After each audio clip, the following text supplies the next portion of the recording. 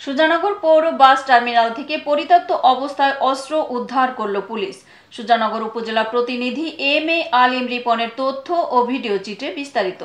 পাবনার সুজানগর পৌর শহরের বাস টার্মিনাল থেকে পরিত্যক্ত অবস্থায় দেশীয় তৈরি একটি এলজি পাইপ গান উদ্ধার করেছে পুলিশ।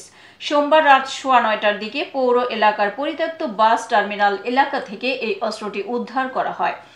ঘটনার সত্যতা নিশ্চিত করেছেন সুজানগর থানার ওসি মজিবুর রহমান।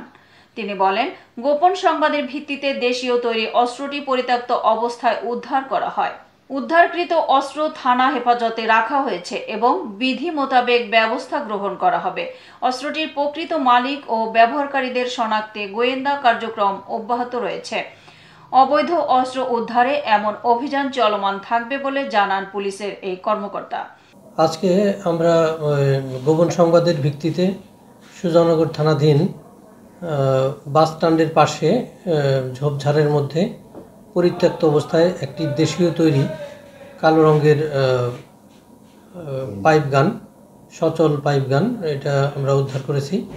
কোনো গুলি পাওয়া যায় নাই, তবে কে বা কারা এটা রেখে গেছে এ বিষয়ে আমরা পরবর্তীতে তদন্ত করব এবং আমরা পাইপ গানটি উদ্ধার করে আমাদের নিজ হেফাজতে নিয়েছি এবং যথাযথ আইনি প্রক্রিয়া মেনটেন করে আমরা জব্দ করে আমাদের হেফাজতে গ্রহণ করেছি।